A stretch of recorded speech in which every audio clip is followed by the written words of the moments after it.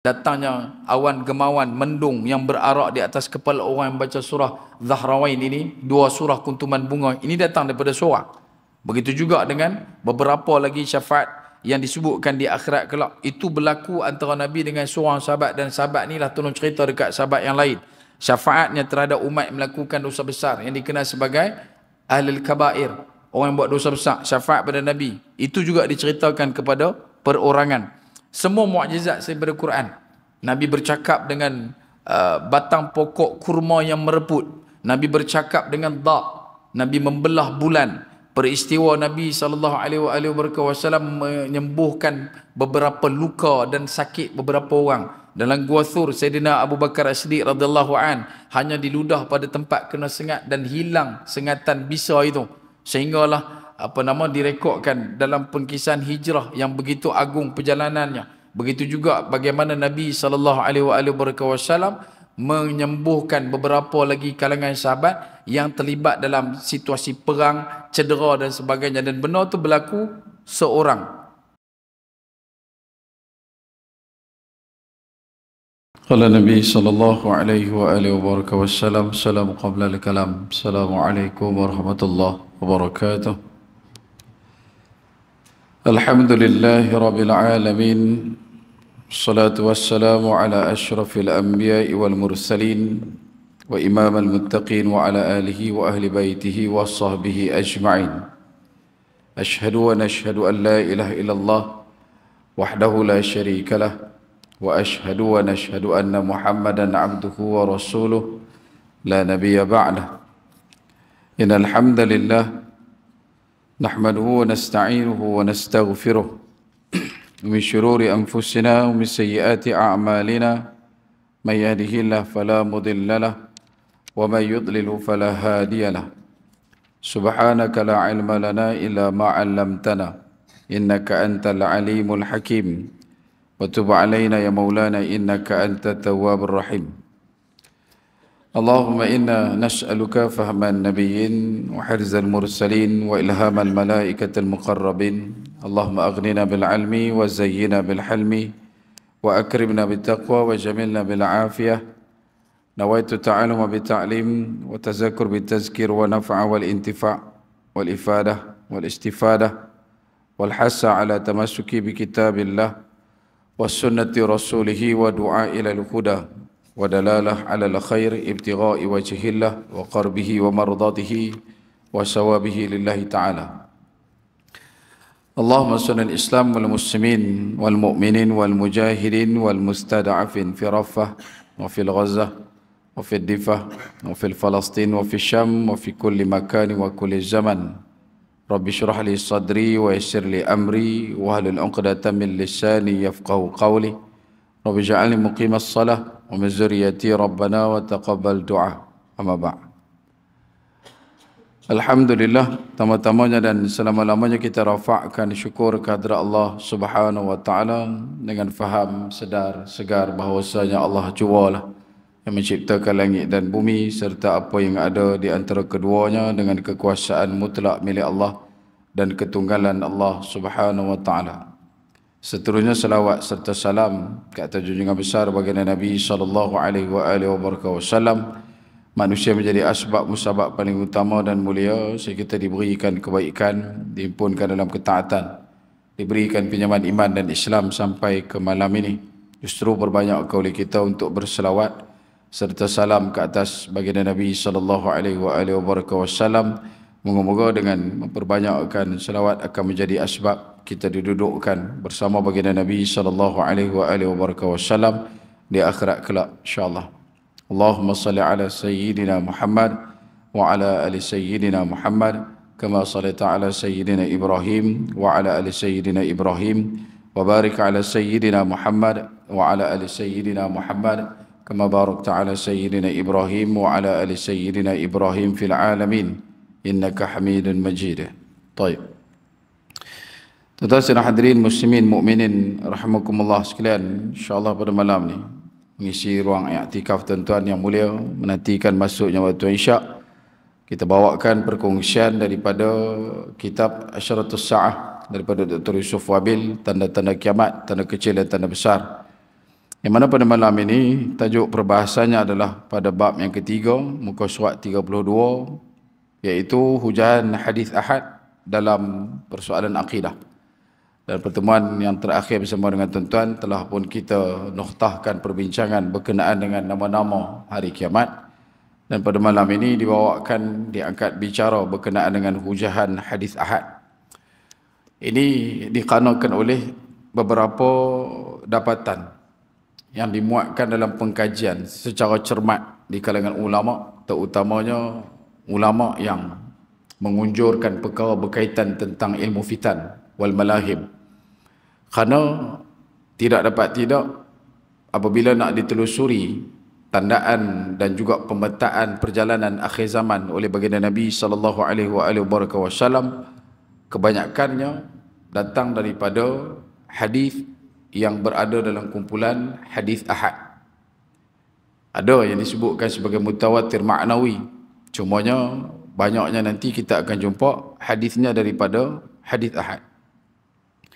Kenapa disebutkan oleh Tuan Yusuf Wabil dalam perbahasan ketiga mengawali daripada kitab ini adalah dikhanakan oleh beberapa ruang pandang di kalangan ulama yang bertegas dengan mengatakan betapa hadis ahad hanya memberikan tumpuan ataupun memberi kesan kepada perkara berkaitan dengan amalan, perkara berkaitan dengan fiqh, perkara berkaitan dengan apa yang disebutkan akhlak, adab, tetapi tidak pada bab akidah.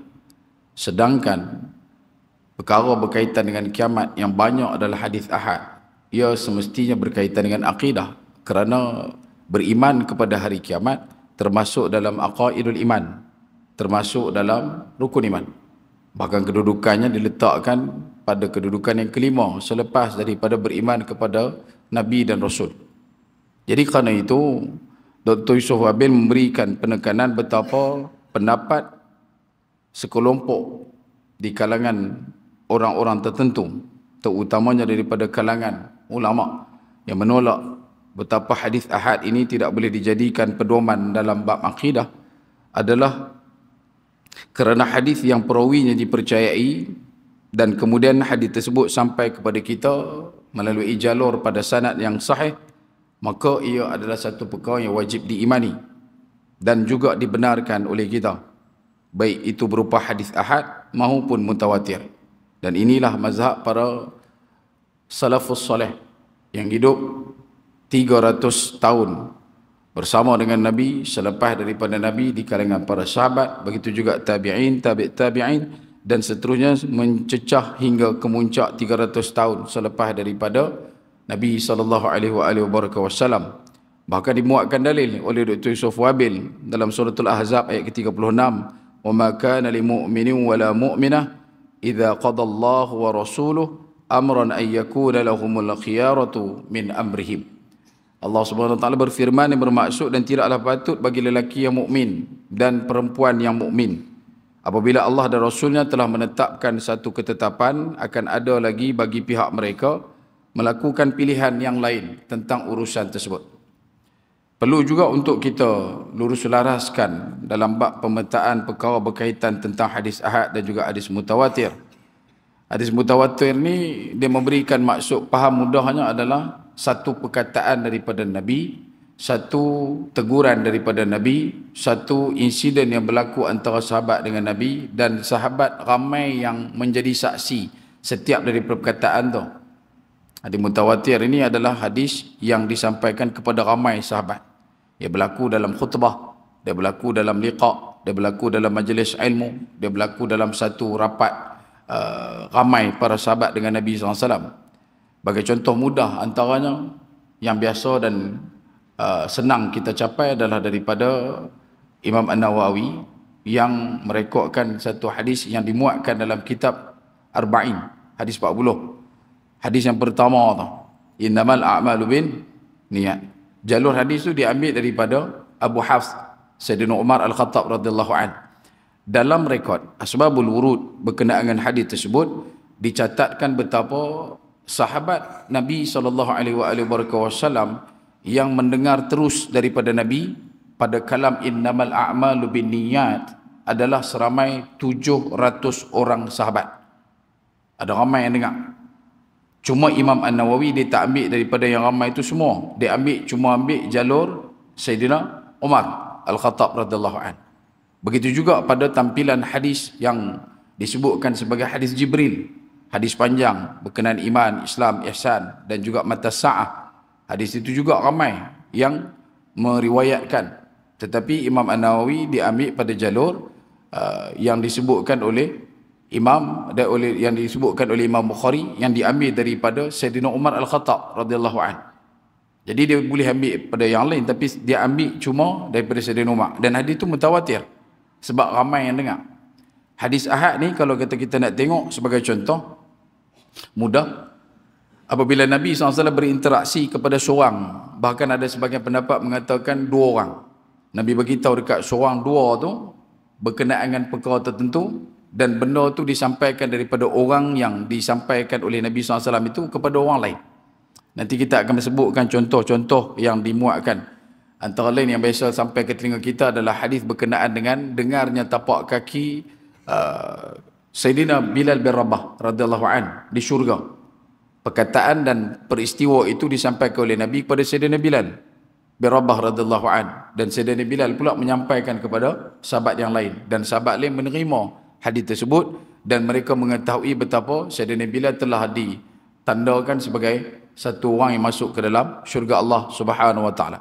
Begitu juga satu situasi ketika mana Nabi SAW mengatakan Sayyidina Umar dan juga Sayyidina Uthman sebagai syahid. Perkara ini berlaku ketika Nabi berada di atas Bukit Uhud yang bergementar pada waktu itu. Bukit Uhud bergegar dikarenakan telapak kaki Nabi SAW yang mulia memijak di belakang dia. Sampai Nabi kata kepada Bukit Uhud, uskun ya Uhud, bertenang wahai Uhud. Di belakang kamu ada Nabi, di belakang kamu ada Siddiq, di belakang kamu ada syahidan. Iaitu Nabi kata belakang kamu Uhud ada aku ni, aku Nabi Allah. Di belakang kamu wahai Uhud adanya Sayyidina Abu Bakar As-Siddiq yang digelarkan sebagai Siddiq, dan di belakang kamu juga ada 2 orang syahidan, iaitulah 2 orang syahid. Siapa dia? Sayyidina Umar dan juga Sayyidina Uthman. Pada waktu tu masih lagi hidup.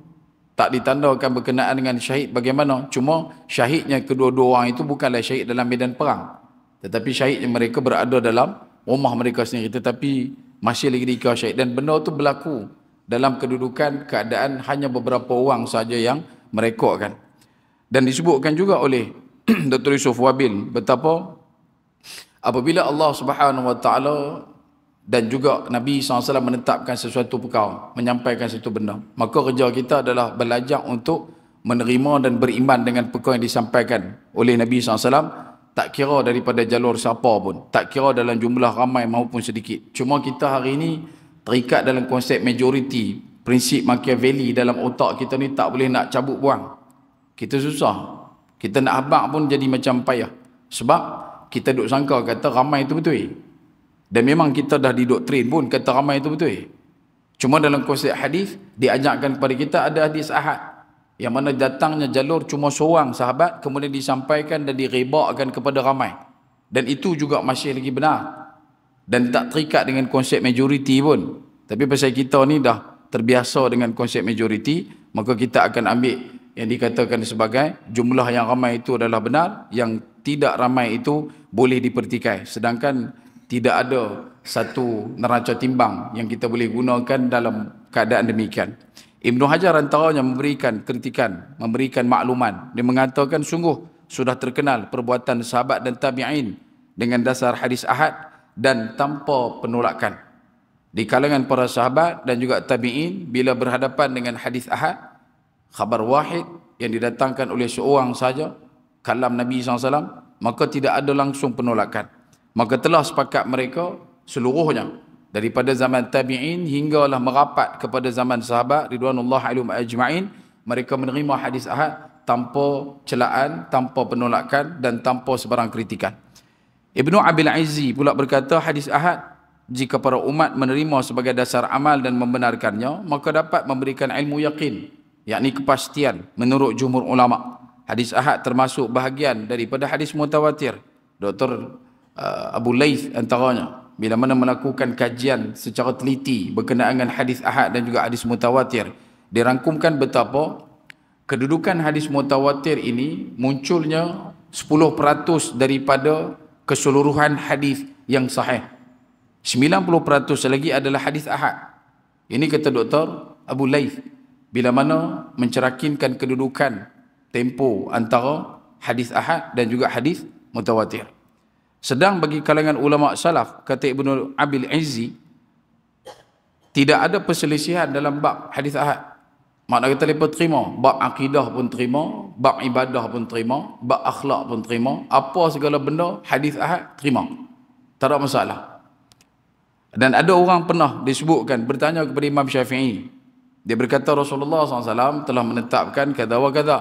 Nabi SAW telah pun menetapkan benda ni, ini dan ini. Demikian dan demikian. Lalu orang tu bertanya kepada Imam Syafi'i, apa pendapat kamu? Dia mai jumpa Imam Syafi'i, dia kata, bab ni Nabi dah kata dah, dia punya hukumnya ini dan ini. Tapi dia masih lagi duk desak. Perkataan tu kita guna kata desak. Sebab dia tanya ke Imam Syafi'i, pada pandangan kamu bab ni, tajuk ni, apa yang sepatutnya? Jadi apa jawab Imam Syafi'i rahimahullah ta'ala? Maka Imam Syafi'i menjawab, Subhanallah, Maha Suci Allah. Apakah kamu melihat saya dalam bai'ah? Kamu melihat saya diikat? Adakah kamu melihat aku duduk dalam keadaan berada dengan Nabi SAW? Adakah kamu melihat aku berada dalam kalangan para sahabat yang mendengar hadis tersebut, yang mendengar hukum keputusan tersebut? Dan aku berkata kepadamu bahawa Rasulullah SAW telah menetapkan dan kamu masih lagi bertanya bagaimana pendapat aku. Nabi dah kata itu adalah itu, hang masih lagi duk tanya lagi dekat aku, apa pendapat? Posisi dia pada hari ini adalah amat mirip sekali.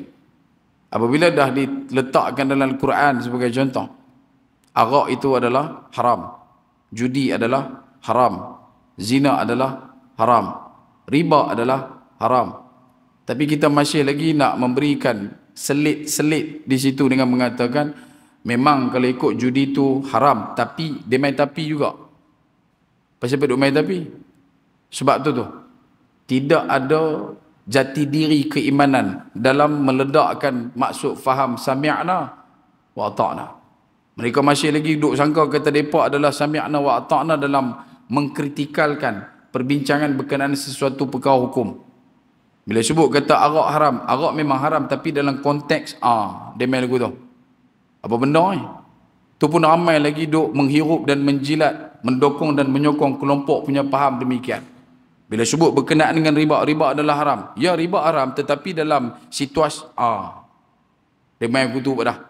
Sedangkan dah ada keputusan yang jelas pada perkara yang tuntas, melainkan pada perkara yang adanya perkara-perkara yang gharar, perkara yang tidak kita boleh nampak dengan jelas, maka itu barulah boleh untuk kita perhalusi dengan meletakkan pendekatan-pendekatan tertentu dan turunkan setiap daripada perkara yang disebutkan dalam Quran, dilihat pula pada hadis, tengok pada ijma' dan kemudian pergi kepada qiyas. Dalam Ahlussunnah wal Jamaah dia ada kurang lebih daripada 20 kaedah. Dia bukan tekat Al-Quran, dia bukan tekat hadis, dia bukan tekat ijma', dia bukan tekat qiyas. Dia main dekat situ masalah mursalah, dia main dekat situ istihsan, dia main dekat situ juga sampai ke tahap kadang-kadang sampai ke mimpi sekalipun, untuk memperincikan satu-satu ketetapan dan keputusan bila perkara itu tidak dijelaskan secara muhkamat di dalam Al-Quran dan tidak dituntaskan dengan penyelesaian yang jelas dalam Quran maupun hadis. Tapi kalau pada perkara yang telah pun kita sebutkan perkara yang jelas, maka tidak boleh lagi kita nak berpencak dalam gelanggang memberikan buah fikir kita untuk mencermati kehidupan situasi pada hari ini. Kemudian Imam Syafi'i menambah lagi, apabila saya meriwayatkan hadis sahih daripada Rasulullah, lalu saya tidak mengambil hadis sahih tersebut, maka saya akan meminta kamu agar menjadi saksi bahawa akal saya telah hilang. Imam Syafi'i memberikan peringatan, kalau datang hadis sahih pada Nabi dan aku meninggalkan hadis itu, aku tak guna hadis itu, maka pada waktu itu hampa kena tahu satu je, iaitu akal aku telah hilang. Aku telah pun hilang kewarasan. Imam Syafi'i dia tidak meletakkan satu perbezaan antara hadis ahad ataupun mutawatir, hadis tentang akidah ataupun amaliyah. Namun dibicarakan hanya berkisar tentang hadis itu sahih ataupun tidak. Mungkin bagi kita, kita rasa Imam Bukhari, Imam Muslim, Imam Ahmad, Ibnu Majah, Abu Daud, mereka adalah manusia-manusia unggulan merintis perjalanan hadis. Tetapi jarang dan kurang kita ambil tahu betapa Nasrus Sunnah, iaitu Imam Syafi'i rahimahullah ta'ala, juga merupakan orang yang kritikal dalam pemilihan hadis. Dan dialah seawal-awal di kalangan ulama yang memberikan satu bentuk pendekatan dan juga penegasan dalam mengiktiraf dan juga menerima mana-mana hadis. Kalau tuan-tuan tengok kaedah yang dibawa oleh Imam Bukhari dan Imam Muslim dalam mencari hadis yang layak diletakkan dalam kumpulan sahih, tuan-tuan unjur masa ke belakang, tuan-tuan tengok waktu Imam Syafi'i, dia juga duduk dalam tempo yang sama, dia duduk dalam situasi yang sama. Dia pernah bergerak pergi ke satu tempat kerana dia dengar di tempat tu ada satu orang periwayat hadis, maka dia pergi cari orang tersebut.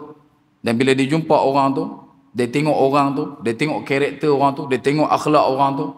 Kalau orang tu adalah orang yang ada nilai siqah, yang bertepatan dengan ilmu rijal dalam periwayatan hadis, maka dia akan ambil hadis tu. Tapi kalau dia jumpa orang tu ada fasik, ada benda yang boleh dipertikaikan, maka dia akan tinggalkan terus.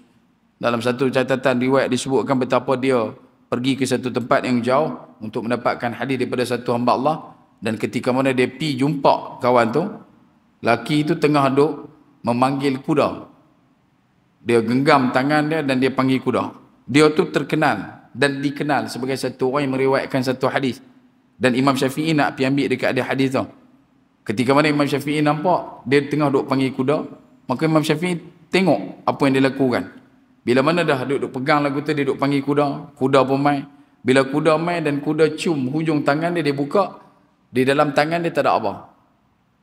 Dalam tangan dia tak ada apa. Dan dia pun tangkap kuda tu. Bagi kita biasa. Tapi Imam Syafi'i meninggalkan dia tu. Pasal apa? Dia adalah orang yang berada pada kedudukan yang fasik, dan dia adalah orang yang berpotensi sebagai pendusta. Bukan pendusta dengan manusia. Dia pekena menatang. Sampai terang tu. Dan kedudukan daripada Imam Syafi'i itulah akhirnya lahir anak muridnya Imam Ahmad ibn Hanbal yang terkenal dalam Musnad Ahmadnya. Begitu juga dengan Imam Tirmizi dan juga Imam Muslim, yang semuanya berpangkal mudik kepada mazhab Imam Syafi'i rahimahullah ta'ala. Imam Ahmad, anak murid kepada Imam Syafi'i, berkata, semua yang datang daripada Nabi SAW dengan sanad baik, maka kita tetapkan. Maksudnya kita terima. Dan kita mengambil ia sebagai satu benda yang sahih. Tetapi bila mana sanad itu turun dalam keadaan yang tidak teratur, ataupun terputus-putus, ataupun tak wujud pun satu peringkat-peringkat tertentu, maka kata Imam Ahmad ibn Hanbal, bila tidak tetap, maka ia tidaklah sah daripada Nabi SAW. Simple. Kalau kata dia punya perjalanan tu ada sanad yang direkodkan daripada perawi kepada perawi, daripada sahabat pi kepada tabi'in, tabi'in pi kepada tabi'in, kemudian pi kepada golongan salafus salih, sampailah kepada mereka, ada dia punya rekod catatan riwayat tu, ambil.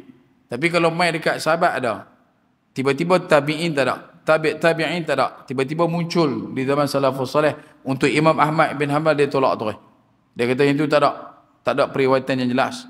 Ini pandangan Imam Ahmad bin Hanbal. Dan maka kita kembalikan segala benda yang ada hadis tetapi tidak ada periwayatan yang jelas, maka kita kembalikan urusan itu kepada Allah. Ini bertepatan dengan firman Allah Subhanahu wa taala pada surah Al-Hasyr ayat yang ke-7. Allah Subhanahu wa taala berfirman, "Wa ma ataakumur rasul fakhuzuhu wa ma nahakum anhu fantahu wattaqullaha innallaha syadidul iqab." Apa yang diberikan Rasul kepadamu, maka terimalah. Dan apa yang dilarang oleh Rasul bagimu, maka tinggalkanlah. Dan bertakwalah kepada Allah, sesungguhnya Allah sangat keras hukumannya. Dengan demikian Imam Syafi'i tidak mensyaratkan apa-apa melainkan satu perkara, iaitu kesahihan hadis saja. Imam Syafi'i tak meletakkan apa-apa melainkan hadis itu sahih, Imam Syafi'i ambil. Ibnu Taimiyah antaranya, dia mengatakan hadis apabila sudah tetap sahih, semua umat Islam sepakat wajib untuk ikut. Bila satu-satu hadis itu sahih, maka wajiblah kita ikut. Bila satu-satu hadis itu ada sandarannya sampai kepada Nabi SAW, maka wajiblah kita ikut. Tak ada sebarang keraguan pada perkara tersebut. Ibnu Qayyim, dia berkata ketika menolak orang yang mengingkari hujah hadis ahad. Termasuk perkara ini adalah pemberitahuan sebagian sahabat kepada sebahagian yang lain kerana berpegang teguh kepada apa yang diberitakan oleh salah seorang daripada mereka daripada Rasulullah. Tidak ada seorang pun daripada mereka yang berkata kepada seseorang yang menyampaikan berita daripada Rasulullah, berita kamu adalah berita perseorangan, satu khabar wahid yang tidak memberi faedah ilmu sehingga mutawatir. Kata Ibnu Qayyim, dia macam ni, situasi di kalangan para sahabat, mereka menghormati para sahabat yang lain. Jadi bila ada satu orang sahabat Nabi SAW datang kepada kumpulan mereka ataupun datang kepada jemaah yang lebih ramai ini, dan dia mengatakan betapa Nabi SAW mengkhabarkan satu perkara, dan dia sampaikan pula perkara itu kepada jumlah sahabat yang ramai ni, maka sahabat yang ramai ni tak petikai pun sahabat tu, mereka terus saja menerima. Kenapa? Sebab sahabat ni, kalau nak cerita dekat tuan-tuan, dia punya indikator dia mudah. Nabi membina satu gagasan kasih sayang silaturahim yang begitu kuat antara Nabi dan juga para sahabat. Dan di kalangan para sahabat juga berada pada potensi yang sama. Jadi bila Nabi berkasih sayang dengan para sahabat juga berkasih sayang di kalangan mereka. Dan mereka mengenal setiap daripada budi bicara di kalangan sahabat yang ada. Dan mereka juga tahu bila satu orang sahabat membawa satu berita daripada Nabi, tidak ada keraguan yang layak untuk diletakkan kepada sahabat itu, melainkan perkara itu adalah perkara yang benar. Dan kerana itu jugalah Dr. Yusof Wabil memberikan kepada kita beberapa saran cadang yang diambil daripada hadis ahad itu sendiri. Antara lain disebutkan juga oleh Dr. Yusof Wabil, jika salah seorang di antara mereka merujuk kepada para sahabat, meriwayatkan hadis daripada Rasulullah kepada orang lain tentang sifat-sifat, maka mereka menerimanya. Sifat itu diyakini dengan pasti, sebagaimana meyakini melihat Tuhan, firman Allah Subhanahu wa taala, panggilan Allah kepada hamba-hambanya pada hari kiamat, dengan suara yang dapat didengar dari tempat yang jauh, serta turunnya ke langit dunia setiap malam dan menguasai langit serta maha kekal. Untuk perenggan tu, Dr. Yusof Habib telah pun memuatkan beberapa kedudukan ataupun beberapa dapatan matan daripada hadis ahad yang jalur jalannya periwayatan itu datang dari seorang sahabat saja yang diambil daripada Nabi. Cerita berkenaan dengan sifat-sifat Allah Subhanahu wa taala. Cerita berkenaan dengan melihat Allah Subhanahu wa taala. Berkenaan dengan panggilan Allah ke atas hamba-hambanya di hari kiamat dengan suara yang dapat didengar dari tempat yang jauh. Itu juga seorang saya sahabat yang meriwayatkan kepada Nabi SAW sebelum disampaikan kepada sahabat-sahabat lain yang ramai. Serta turunnya Allah ke langit dunia setiap malam. Itu juga datang daripada seorang sahabat saja. Dan menguasai langit serta maha kekal. Itu pun diceritakan oleh Nabi hanya kepada satu orang sahabat. Kemudian barulah dileluasakan kepada sahabat yang lain. Kemudian barang siapa yang mendengar hadis ini daripada orang yang menceritakannya daripada Rasulullah atau sahabat, maka dia mestilah berusaha untuk yakin atas ketetapan maksud daripada hadis seorang yang adil dan benar. Maksudnya kedudukan para sahabat telah pun duduk dalam satu acuan yang dikatakan benar dan juga adil. Tak ada keraguan. Bila benda tu datang daripada sahabat, tak kira sahabat mana pun, mereka adalah orang yang benar dan mereka adalah orang yang adil. Selesai. Dia tak petikai, dia tak pergi tanya, dia tak pergi soal. Dan kemudian mereka tidak dalam terusnya disebutkan hadis itu tidak diterbitkan sehingga mereka menetapkan sebagian hadis hukum. Mereka tidak menuntut kejelasan dalam meriwayatkan hadis tentang sifat secara pasti, tetapi mereka terus menerima, mereka terus membenarkan, dan mereka terus menetapkan maksud pada hadis Rasulullah SAW. Maksudnya bila sampai berita daripada satu orang, mereka taklah nak perinci sampai melampau-lampau, melainkan mereka kodkan benda itu sememangnya benar daripada Nabi SAW. Bagi orang yang berpaling daripada hadis, kelompok-kelompok tertentu yang tidak mahu untuk menerima hadis, maka dia akan tahu tentang perkara itu. Jika masalah itu belum jelas, nasihat kini akan menerangkan lebih daripada 100 perbahasan. Maka inilah sikap orang yang menafikan, iaitu berusaha untuk mentiadakan hadis Rasulullah SAW yang membuang kesepakatan sahabat dan tabi'in serta para imam. Kesan daripada ideologi yang dibawa oleh gerakan anti hadis kalau di Malaysia dululah. Lah pun ada lagi lah, cuma tak ada lah terlalu tebal kedudukan dan penampakan mereka dalam masyarakat seperti dekad yang lepas. Kalau kata dulu kita sebut nama kita tahu, mereka ni adalah golongan gerakan anti hadis sampai ke tahap menafikan setiap daripada amalan yang dilakukan, menafikan setiap daripada solat yang kita dirikan, menafikan puasa, zakat dan sebagainya, mengikut apa yang dititahkan, diperintahkan oleh Nabi SAW dalam hadis. Bagi kelompok ni, mereka amat cenderung untuk menolak setiap daripada hadis ahad tu. Tak kiralah perbincangannya berkenaan dengan bab apa. Bab ibadat ke, bab akhirat ke, bab kiamat ke, bab akidah ke, bab akhlak ke. Asal kata hadis, terutamanya hadis ahad, mereka akan berusaha untuk tolak. Dan disebutkan juga betapa kelompok yang menolak hadis ahad secara total, yang memang tolak tu hadis ahad secara total, adalah kelompok yang duduk dalam kalangan aliran pemikiran. Yang pertama Mu'tazilah, yang keduanya adalah Jahmiyah, yang ketiganya adalah Rafidah, yang keempatnya adalah Khawarij yang telah merosakkan kehormatan. Mereka ini berpendapat dengan menolaknya hadis ahad, maka mereka boleh membina satu kaedah faham tentang kiamat mengikut acuan mereka sendiri. Yang tu yang mai berkenaan dengan penolakan penetapan Al-Quran yang sudah lengkap sempurna. Kita hari ini terima Al-Quran, kalau kata kiraan yang dibuat 6,236 ayat itu. Tapi bagi kelompok Khawarij, kelompok Rafidah, mereka mengatakan Al-Quran itu adalah yang belum cukup, sebab Al-Quran yang sebenar telah pun dibawa lari oleh Imam Mahdi Al-Muntazar ketika mana dia terjun ke dalam satu lubang gua di Sardab di kawasan sebelah Iran. Dan tebalnya Quran yang dibawa oleh imam itu adalah setebal 18,000 ayat. Lah duk ada 6,000, duk ada 3 kali ganda, 2 kali ganda lagi banyak. Takat yang kita duk tengok Allah ni, kita ada 6,604 muka surat tu. Hak ni duk ada 18,000 bang. Terana 4 tu pun muka biru. 3 suku maut punya nak baca. Tiba-tiba depa mai habaq atas 18,000 pula. Ingat meleleh, beringwih ayat hidung dengan telinga apa.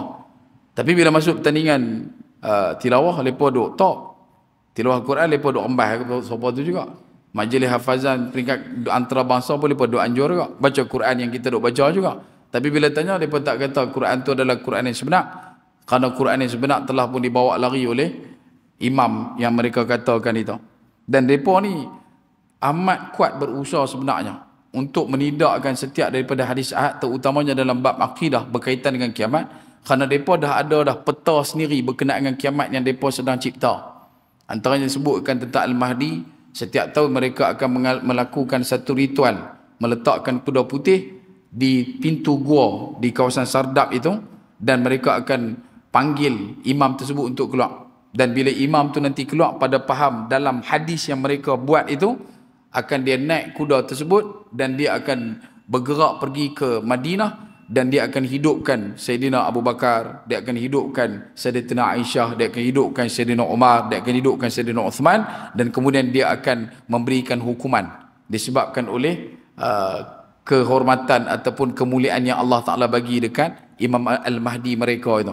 Dan yang ni dah berjaya mereka buat lah, sebab mereka dah tolak langsung hadis ahad. Kerana dalam hadis ahad yang ada penceritaan secara teliti tentang kiamat. Azan dulu kan? Ketuai azan boleh tuai. Jadi saya mohon untuk renjakkan waktu pembinaan solat isyak bagi kita menghabiskan perkongsian pada malam ini. Kita sedar dan faham betapa prima facie bagi orang yang datang ke masjid adalah untuk menunaikan solat. Cuma yalah bagi can lah kan, kita nak bagi pabih tajuk ni sikit je insya-Allah.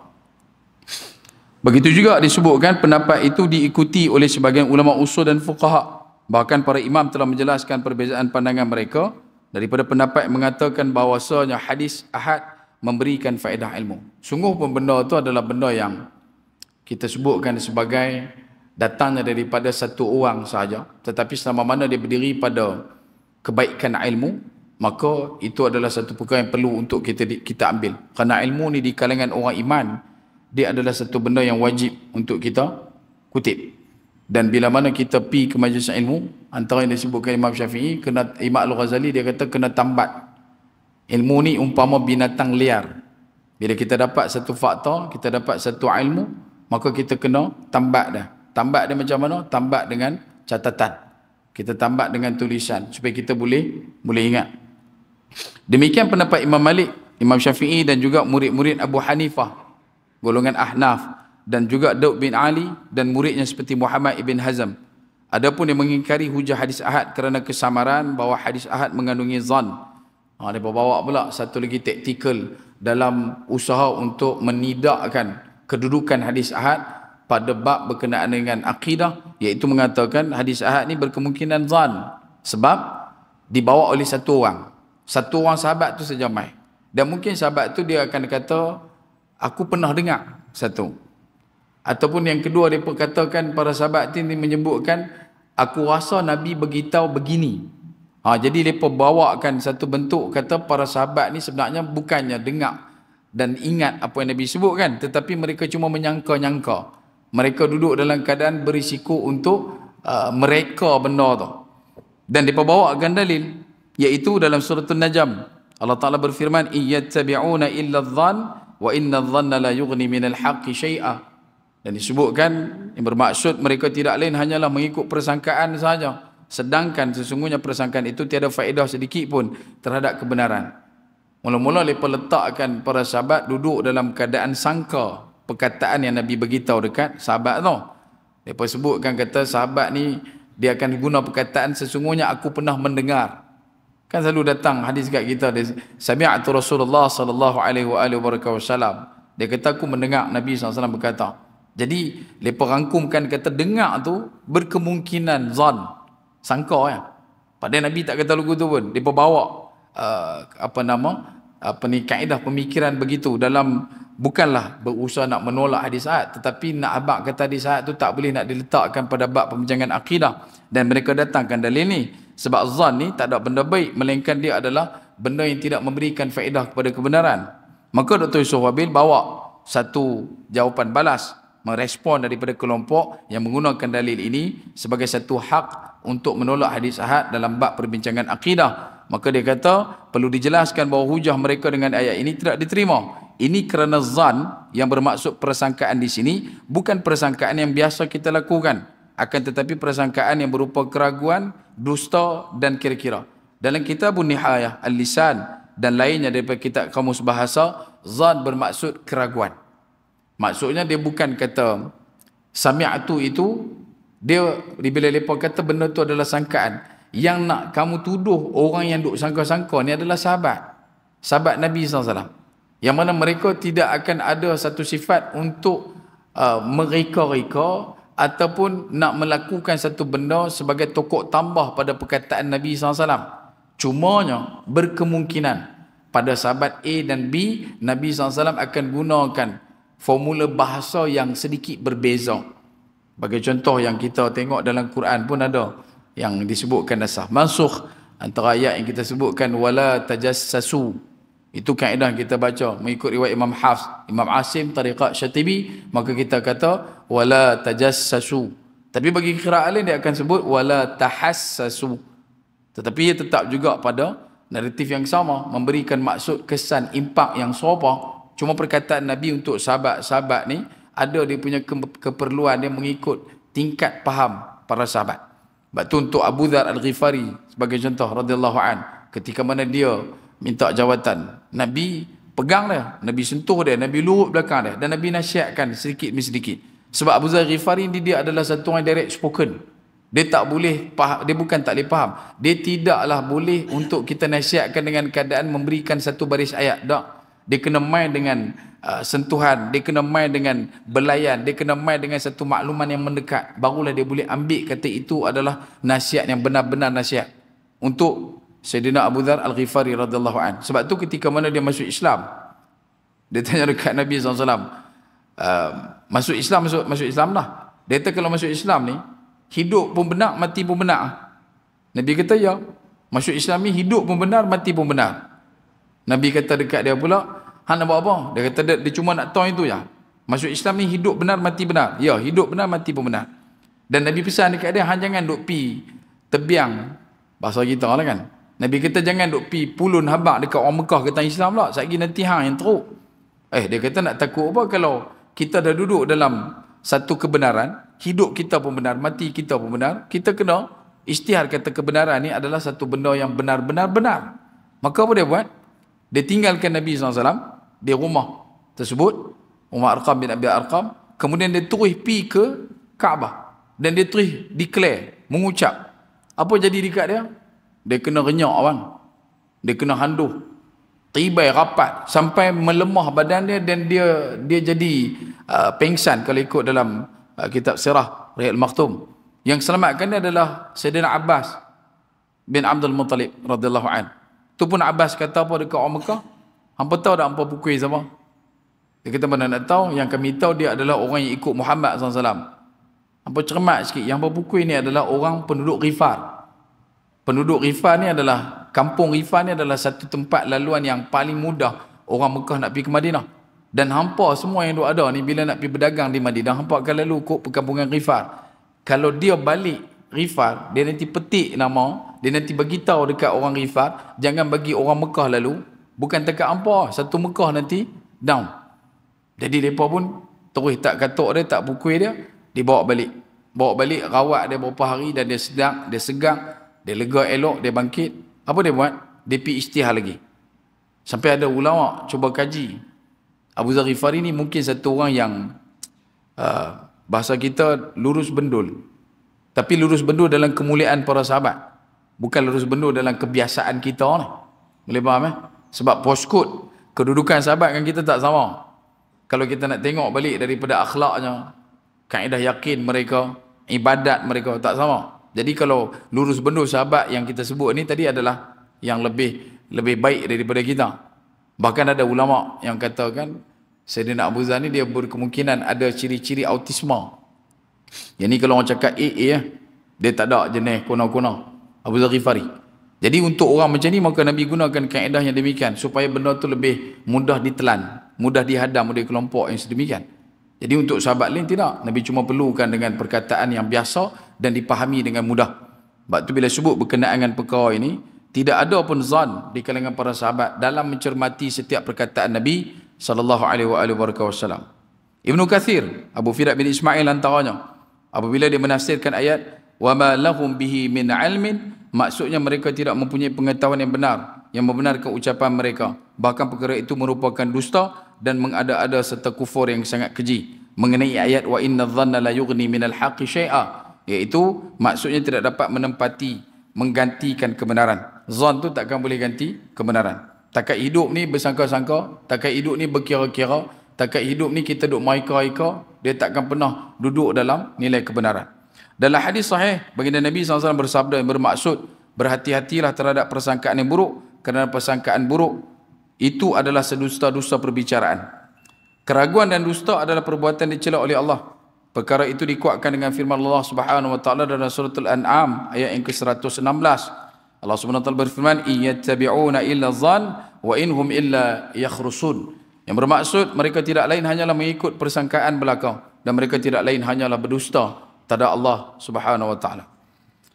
Kemudian disebutkan lagi pada muka surat 36 ada 4 poin utama yang di garis pandukan. Ada 3. Kemudian pecahnya lagi ada 4. Yang pertama, dalil-dalil hujah untuk menggunakan hadis ahad.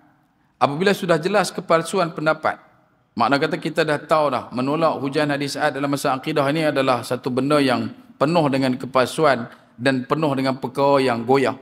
Maka dalil yang mewajibkan pula untuk kita menerima hadis ahad cukup banyak sekali. Cuma dimuatkan oleh Dr. Yusuf Wabil adalah 3. Ada 4 kat situ, adalah 4 ayat Quran. Yang pertama surah At-Taubah.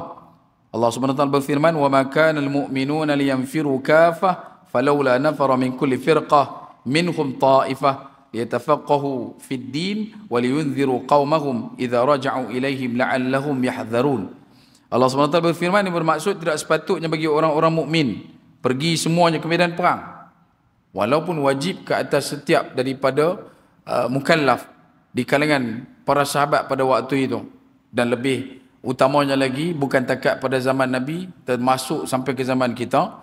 Allah Ta'ala nyatakan, wa makanal mu'minun liyanfiru kafah. Bukanlah yang pergi perang tu semua. Jangan pula nanti bila ada semboyan perang, yang turun tu pergi semua. Mengapa tidak pergi daripada tiap-tiap golongan di antara mereka beberapa orang untuk mendalami pengetahuan mereka tentang agama. Daripada jumlah yang ada tu bukan semua pergi perang. Ada sebahagian tu tadi adalah orang-orang yang perlu dan diwajibkan untuk terus mempelajari ilmu agama. Bagi dia faham dulu, bagi jelas dulu. Bukanlah dia celapak tu pergi perang dalam kondisi punya ilmu yang tidak seberapa. Takut nanti gagasan niat yang dia bawa ketika dalam medan perang akan mudah terkalih kilah. Mula-mula nak berperang kerana Allah, lepas tu terkalih pula hanya kerana tanah air, tiba-tiba nak kalih pula kerana negeri, tiba-tiba nak kalih pula pasal marka, tiba-tiba nak kalih pula pasal mak ayah. Bagi orang yang tanam kuat tunjang iman dalam diri dia, maka dia tahu setiap daripada tapak kaki yang dia derapkan pada langkah untuk menentang segala bentuk serangan, ia hanya bersaksikan Allah Subhanahu wa taala dan mengucapkan kalimah wa kafa billahi syahida. Hanya Allah yang akan menjadi saksi setiap apa yang dia lakukan. Jadi macam mana dia boleh dapat bentuk keyakinan yang demikian?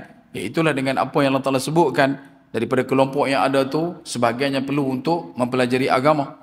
Dan kemudian untuk juga daripada golongan yang ada tu, bukan semuanya pi, bukan juga semua yang belajar agama, tetapi sebahagian daripada kelompok yang ada memberikan peringatan kepada kaumnya.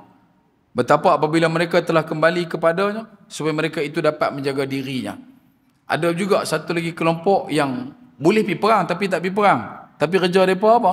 Mereka adalah orang yang cuba untuk menjerat hentak emosi rasa di kalangan ahli keluarga yang terpaksa berhadapan untuk melepaskan anak-anak mereka, pasangan mereka masuk ke medan juang, masuk ke medan jihad. Bagaimana pula nanti untuk menghadapi situasi sama ada kembalinya dengan Aish Azizan ataupun duduk dalam keadaan mendengar berita maut syahidan. Macam mana nanti mereka nak hadap benda tu. Maka ada lagi satu kelompok yang main tolong bagi tahu balik dekat ahli keluarga yang ditinggalkan oleh bala tentera yang masuk dalam medan jihad, supaya mereka bersedia dalam kedudukan yang ada. Dan ayat ini memerintahkan pula satu lagi penekanan daripada Dr. Yusuf Wabil. Dia bawa satu kaedah untuk faham. Allah Ta'ala gunakan kalimah firqatin minhum ta'ifah. Ta'ifah dekat situ dia bermaksud golongan. Golongan ta'ifah tersebut dapat digunakan juga untuk seorang pun boleh, untuk ramai pun boleh. Bukan kata semua. Mungkin kata pergi perang semua tapi seorang tu dia tinggal untuk dia beritahu dekat ahli keluarga. Ataupun seorang tu dia tinggal untuk mendalami ilmu agama. Boleh jadi. Dan tak semestinya dalam golongan tu bermaksud ramai. Bahkan dalam ayat yang seterusnya dibawakan hujahan oleh Dr. Yusuf Wabil, iaitu Hujurat ayat ke-9. Wa in ta'ifatani minal mu'minina iqtatalu fa aslihu bainahuma. Dan jika ada dua golongan, ta'ifataini, dia gunakan atas wazan muthanna, iaitu wa in ta'ifatani, ada alif nun dekat belakang merujuk kepada dua orang. Dan jika ada dua golongan daripada orang-orang mukmin berperang, maka damaikanlah di antara keduanya. Dua yang disebutkan ta'ifatani bukanlah golongan yang ramai. Mungkin A yang berkeli dengan B, kerja kita kena bagi mereka cantum balik, bagi mereka berkasih sayang balik, bagi mereka berdamai balik. Dan bukan hanya satu orang, dan dia juga boleh pergi kepada satu kelompok dengan satu kelompok. Dan kerja kita adalah fa'aslihu bainahuma. Yang kedua, disebutkan oleh Tuhan Wabil pada ayat yang ke-6 daripada suratul Hujurat, ya ayyuhalladzina amanu in ja'akum fasiqun binaba'in fatabayyanu. Ini selalu dengar fatabayyanu daripada kalimah bayana. Bayana ni maksud dia jelas. Ada satu surah namanya suratul Bayyinah, surah penjelasan. Bila sebut kata bayan, manusia ni Allah Ta'ala cipta memang dengan sifatnya begitu. Allah Ta'ala sebutkan dalam Al-Quran, allamahul bayan. Pernah dengar? Bila sebut kata manusia ni dia suka untuk belajar, nak kenal pasti, dan dia suka pada penjelasan. Bila kita habaq kata solat, tanya balik, pasal apa kena solat? Kita babak solat macam tu, solat macam ni. Habis tu pasal apa kena wuduk? Dia nanti nak supaya dia jelas. Memang itu sifat manusia. Cuma bila sebut kata ayat ini, dia secara khusus menyebutkan satu kelompok yang kita terlepas pandang. Iaitu, apa kata Allah? In ja'akum fasiqa. Bila mai satu berita dari satu orang yang fasiqa. Jadi kalau orang tu dia guna kata, hadis ahad tak boleh pakai, sebab kita nak kena perjelas, maka orang tu tadi juga berada pada risiko dan posisi mereka mengatakan, okey, para sahabat adalah orang fasik. Ini adalah satu benda yang tak betul, tak tepat dan tak benar. Macam mana kita nak faham macam mana para sahabat faham? Tak sama, tuan. Sebab tu kalau ada orang tu dia kata kita nak kena perjelas pasal Allah Taala suruh fatabayyanu. Untuk kita ya, zaman kita ya, kelompok-kelompok di keliling kelalang kita ya, fatabayyanu. Tapi kalau mai berita tu daripada sahabat, no. Tak ada. Sebab sahabat jauh daripada apa yang disebutkan sebagai fasik. Yang ketiga, disebutkan dalam surah An-Nisa ayat ke-59, ya ayyuhalladzina amanu atii'ullaha wa atii'ur rasul wa ulil amri minkum fa in tanaza'tum fi syai'in farudduhu ila Allahi war rasul. Wahai orang-orang beriman, taatilah Allah dan taatilah Rasul dan ulil amri di antara kamu. Kedudukan waw yang ada pada setiap kalimah yang dimunculkan selepas daripada atii'ullah wa atii'ur rasul wa ulil amri minkum berdiri pada satu ketetapan ketaatan yang sama. Waw na'at. Makna kata waw dekat situ mesti ada pada unjuran yang tepat dan tetap. Bila kita sebut Allah dan Rasul, tiada penafian. Tetapi bila mai pada bab ulil amri minkum, selama mana dia taat pada Allah, selama mana dia taat pada Rasul, maka taat kepada dia wajib. Ni yang kata ulil amri tu. Tak kiralah di kalangan ahli komuniti, kedudukan kita pada daerah dan sebagainya, selama mana ulil amri itu taat kepada Allah dan Rasul, maka kedudukan kita, keadaan kita, posisi dan potensi kita bila memberi respon kepada pemimpin demikian, taat kita adalah wajib. Tidak ada keraguan lagi. Tetapi apabila dah mula cenderungnya bukan pada taat pada Allah, bukan lagi taat pada Rasul, bahkan dimomokkan pula kedudukan Allah dan Rasul di kalangan masyarakat umat, memberikan satu kecaman, kedudukan yang melampau-lampau kepada perkara yang disebutkan tentang ketaatan kepada Allah dan Rasul, maka dalam waktu yang sama, taat yang sepatutnya itu terangkat dengan sendirinya. Walaupun seramai mana orang cuba untuk menidakkan, tetap juga ketaatan itu terlerai dan terlebur begitu saja. Selama mana dia meninggalkan ketaatan kepada Allah dan juga Rasul. Kemudian yang ditumpukan oleh Yusuf Wabil adalah pada hujung ayatnya, fa in tanaza'tum fi syai'in farudduhu ila Allah wa rasuluh, iaitulah disebutkan kemudian jika kamu berlainan pendapat, bertembung pendapat, maka kembalikanlah ia kepada Allah dan juga Rasulnya, memberikan faham sedar kepada kita. Apabila tidak ada apa yang disebutkan sebagai pertemuan antara dua pendapat, maka kita balikkan kepada Allah dan Rasulnya, melihat apa yang telah dimaktubkan dalam Al-Quran dan juga apa yang telah disampaikan dalam sunnah Nabi SAW, pada hadis Nabi SAW. Ibn Qayyim memberikan respon pada ayat ini dengan mengatakan umat Islam sepakat mengembalikan kepada Rasul adalah ketika baginda masih hidup, dan mengembalikan kepada sunnahnya adalah selepas baginda Nabi wafat. Mereka telah sepakat bahawa kewajiban mengembalikan hal ini tidak akan pernah gugur dengan sebab wafatnya Rasulullah.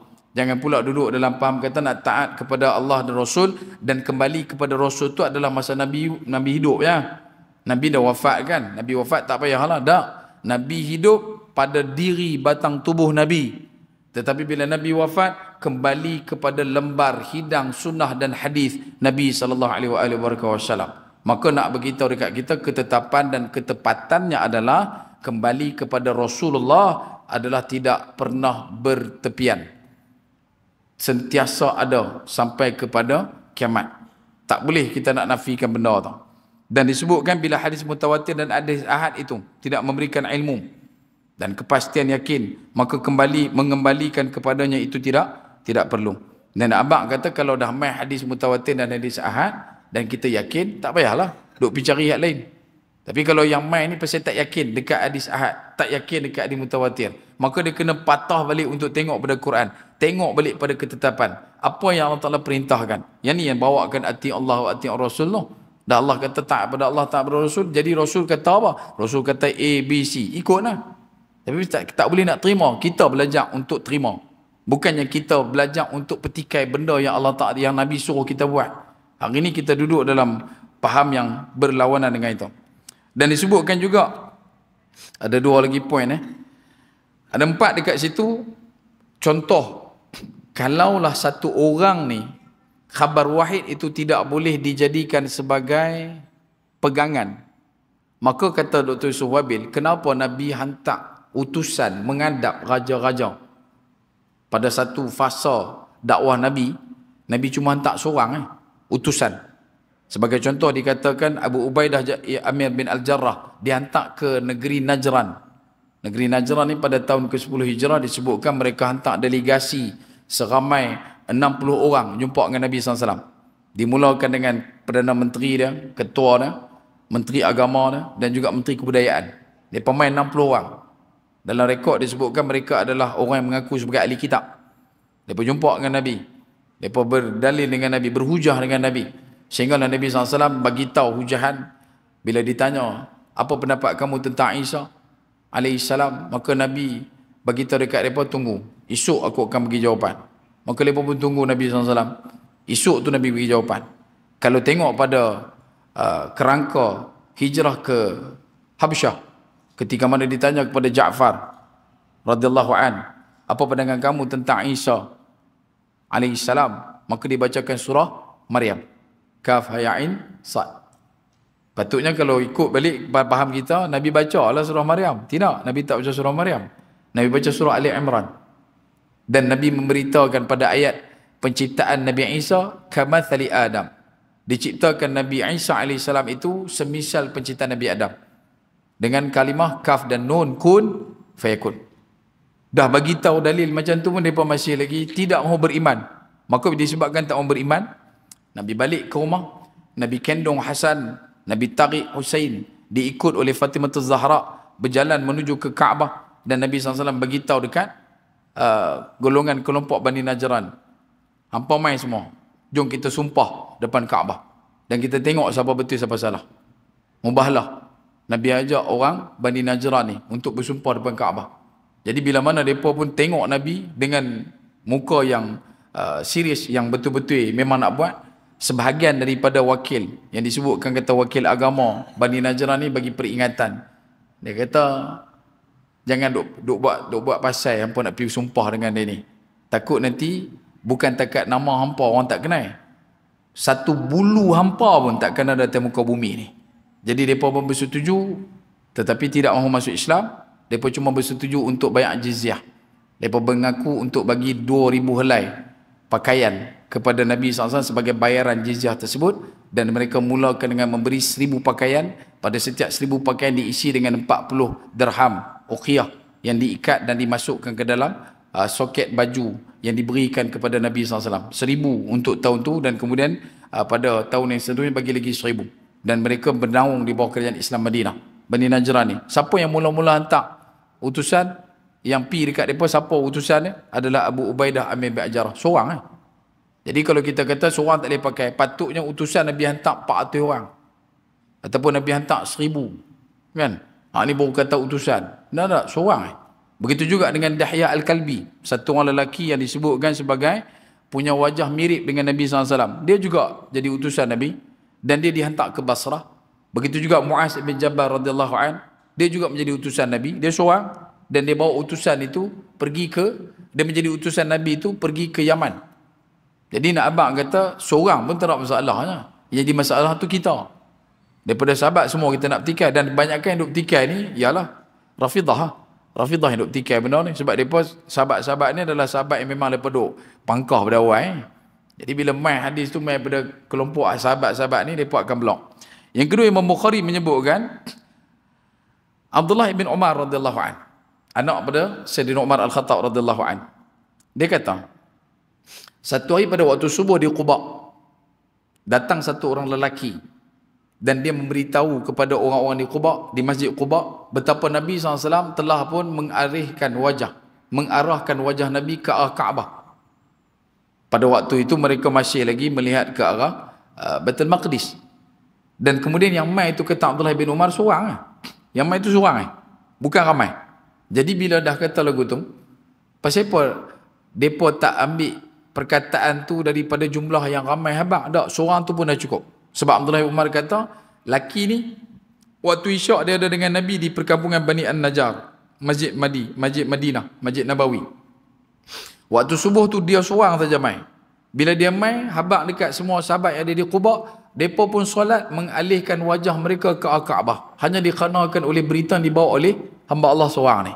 Jadi kalau kita nak menolak satu hujahan daripada satu orang di zaman Nabi adalah tertolak, maka amalan Ahlul Quba pada waktu itu di kalangan para sahabat adalah tertolak. Sebab mereka ambil satu jawapan daripada seorang yang bawa berita, kata Nabi SAW mengarahkan wajah fi syatral masjidil haram, ke arah masjidil haram. Kemudian daripada Sayyidina Umar radhiyallahu an, dia berkata terdapat seorang sahabat Ansar, apabila dia tidak bertemu dengan Rasulullah, maka saya telah mendatanginya dengan menyampaikan khabar daripada Rasulullah SAW. Ada satu orang sahabat Ansar, kata Sayyidina Umar, apabila dia tak sempat untuk duduk majlis ilmu Nabi SAW, maka Sayyidina Umar akan pergi jumpa dia dan Sayyidina Umar akan kata, Nabi sampaikan salam kepada engkau. Dan sampailah satu ketika, kata Sayyidina Umar, ketika aku pula tak pergi ke majlis tersebut, dia pula main jumpa aku dan dia beritahu pula salam Nabi kepada aku. Jadi kalaulah benda tu tak boleh terima, mana kata kena 50-60 orang main habaq barulah Sayyidina Umar nak terima. Nak terima, tak ada masalah pun. Cuma yang menolak ni adalah kelompok yang kita telah pun letakkan penandanya pada tuan-tuan. Yang keempat daripada Abdullah bin Mas'ud radhiyallahu an, dia kata sami'tu Rasulullah sallallahu alaihi wasallam, dan Nabi SAW bersabda, aku dengar Nabi SAW bersabda, yang bermaksud Allah memancarkan cahaya kepada orang yang mendengar hadis dari kami, yang dihafalkan kemudian disampaikan. Ramai orang yang menyampaikan itu lebih memadai daripada orang yang mendengar.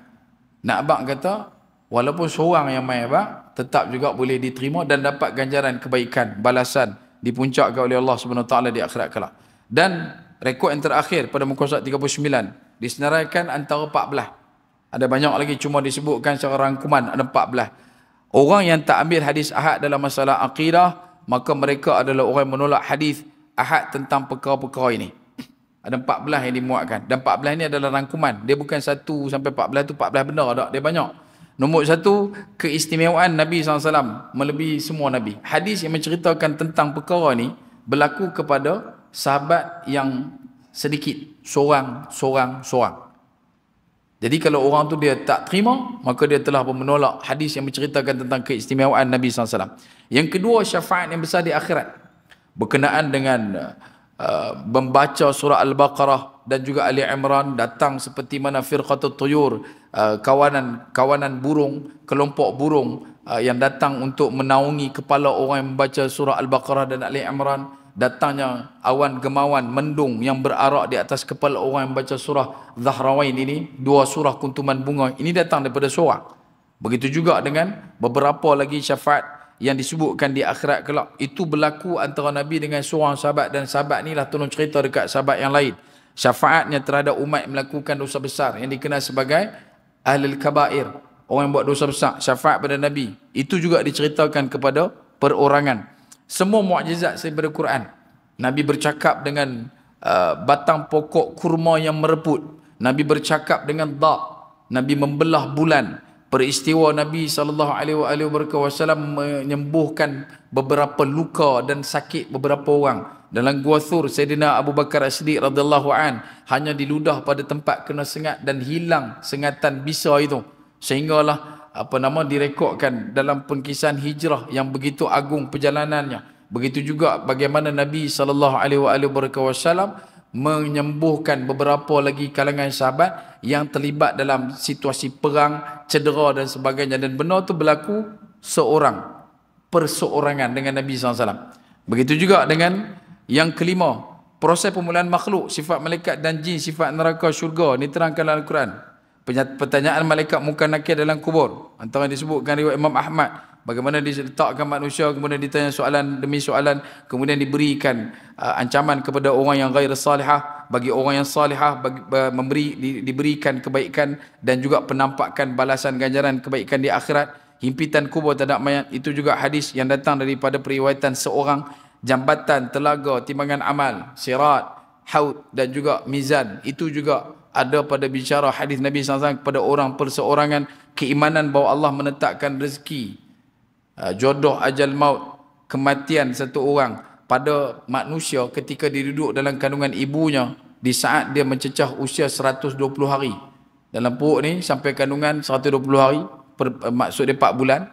Dan pada waktu tu fanafaqu fir ruh, ditiupkan roh, maka pada waktu itulah ditetapkan semua. Dan benda tu juga hanya sampai dekat satu orang sahabat, barulah disampaikan kepada yang lain.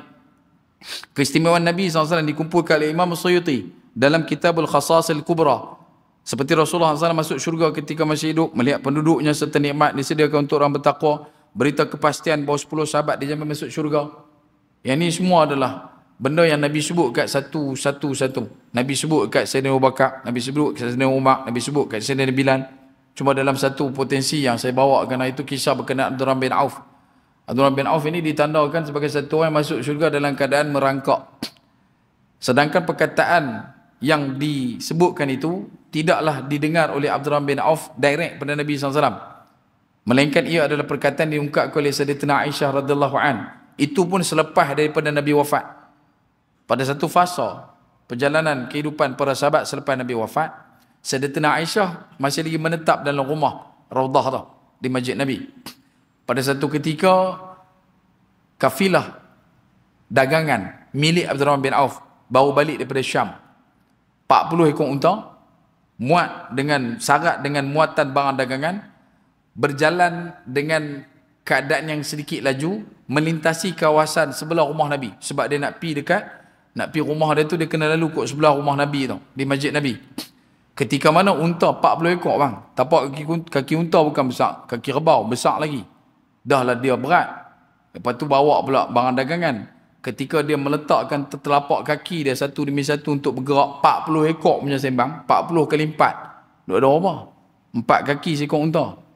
Jadi bila mereka duk berjalan yang laju ni tadi, sampai rasa macam bergegak.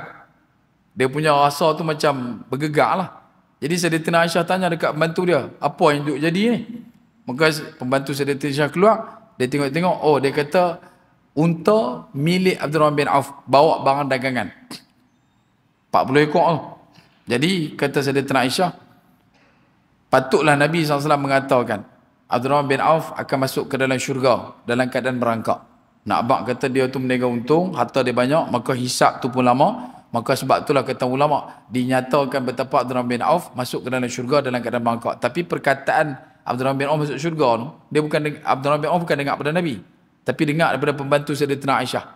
Sebab di kalangan para sahabat ni, dengar kata Nabi abang kata hang masuk syurga tu adalah satu kemuncak kebahagiaan hidup mah. Abdurrahman bin Auf dia duduk tertunggu-tunggu sampailah Nabi wafat. Tak ada, dia tak nak dengar Nabi kata. Jadi pembantu Sayyidatina Aisyah ni pun pi beritahu kat Abdurrahman bin Auf. Beritahu kata tadi Sayyidatina Aisyah beritahu dekat aku, sesungguhnya Nabi SAW bersabda, engkau Abdurrahman bin Auf akan masuk ke dalam syurga dalam keadaan merangkak. Abdurrahman bin Auf terkejut. Dia tanya balik dekat pembantu Sayyidatina Aisyah radhiyallahu an, ulang balik. Maka kawan tu berulang. Bila kawan tu ulang, dia kata ulang ke lagi. Dia berulang. Nabi sebut, kata Sayyidatina Aisyah, Nabi menyatakan kamu Abdurrahman bin Auf akan masuk ke dalam syurga. Dah cukup. Aku tak mau dengar merangkak ke apa ke, janji aku masuk syurga. Tuan-tuan dah tahu dah masuk syurga. Tuan-tuan nak heran lah, merangkak apa ke. Janji masuk syurga. Jadi apa dia buat? Bila dia tahu dah kata dia berlayak masuk syurga, dia ambil segala harta barang dagangan 40 ekor tu semua dimasukkan ke dalam Baitul Mal. Dan dia berusaha untuk mewakafkan segala harta yang ada sejak daripada itu. Kerana dia tahu dah dia layak masuk syurga. Cuma ialah merangkak. Mungkin asbab daripada dia melakukan wakaf, maka dia akan masuk ke dalam syurga Allah Subhanahu Wa Taala lebih cepat daripada merangkak. Pada faham dia pada waktu itu kata ulama. Sebab tu 10 orang sahabat dijadikan syurga itu, yang diberikan jaminan masuk syurga, datang daripada kalam orang perorangan. Bukanlah dalam jumlah yang Nabi buat pengumuman dengan jumlah yang ramai. Tidak, ada beberapa sahabat yang dengar benda tu dalam kelompok yang ramai, tetapi kebanyakannya adalah dengar daripada berita itu perorangan. Bagi orang yang melakukan disebutkan juga, bagi orang yang melakukan dosa besar, tidak kekal selama-lamanya dalam neraka. Ini dalam konteks kata ulama pada ayat Quran juga, khalidina fiha, dan juga satu lagi khalidina fiha abada. Beza. Khalidina fiha lain, khalidina fiha abada lain. Bagi orang yang neraka, dia akan berdiri pada titik khalidina fiha, manakala syurga khalidina fiha abada. Beza dah. Kekal di dalamnya dengan kekal di dalamnya selama-lamanya. Itu beza. Kemudian mempercayai hadis sahih tentang sifat hari kiamat pada mahsyar dan tidak jelaskan dalam Al-Quran. Itu semua ada pada potensi dan posisi hadis ahad. Dan yang terakhir, segala benda, benda-benda besar, figura-figura terakhir yang akan muncul dekat dengan kiamat. Nabi Isa, Dajjal, apa yang disebutkan tentang Imam Al-Mahdi, keluarnya api, munculnya matahari dari barat, binatang-binatang, semua ini adalah dalil akidah yang munculnya dan disampaikan oleh Nabi SAW kepada orang perorangan, dan ini direkodkan dalam sekian banyaknya kitab-kitab hadis, dan hanya perlu untuk kita ambil, kita terima dan kita imaninya secara tetap dan juga tepat, insya-Allah. Jadi tuan-tuan, dekat itu dulu untuk saya menghabiskan tajuk pada malam ini. Terima kasih atas kerjasama pada pihak tuan-tuan. Mohon halal masa diberikan. Terima kasih juga atas perhatian. Dan nanti kita akan masuk pada perbincangan yang sedikit saja, merangkumi dua tajuk, perbahasan keempat dan kelima, perkara gaib yang akan terjadi mengikutan daripada hadis, dan juga bab mengetahui tentang hari kiamat. Jadi moga-moga kebaikan sentiasa Allah Ta'ala limpah kurniakan kepada kita selama mana kita masih lagi berdiri pada titik ta'muruna bil ma'ruf wa tanhauna 'anil munkar. Berusahalah kita untuk memperbanyakkan selawat. Jadikanlah ia sebagai pelindung dan pendinding diri di waktu dan zaman kini yang perlu untuk tuan-tuan cermati segala apa yang berlaku. Untuk bulan ini sampai bulan depan, adanya fenomena bumi akan melihat 2 bulan. Bumi akan nampak 2 bulan. Dia bukanlah bahasa 2 bulan tu secara tetap dan tepatnya bulan, tetapi adalah satu asteroid yang akan mengorbit kawasan bumi, dan nanti dia akan belah bulan depan. Dia cuma dia besar dan dia akan boleh dilihat dengan mata kasar. Janganlah dia buat terkejut pula, kan? Kita selalu terkejut hujung bulan lah, bukan kata 2 bulan. Jadi kalau kita tengok pada konteks berkenaan perkara ni, perbanyakkanlah oleh kita selawat. Moga-moga dengan selawat itu menjadi kekuatan untuk kita menunjangkan ketakwaan dan menembalkan keimanan kepada Allah Subhanahu wa taala, insya-Allah. Jadi takat itu dulu perkongsian. Aku qouli hadza wa astaghfirullah al-azim wa lakum wa lisa'ilil muslimina wal muslimat wal mu'minina wal mu'minat fastaghfiruh fayafadhal mustaghfirin. Akhir kalam, sekecil-kecil ikan pasti ada isinya, sebesar-besar ikan pasti ada tulangnya. Wallahu taala alam. Assalamualaikum warahmatullahi taala wabarakatuh.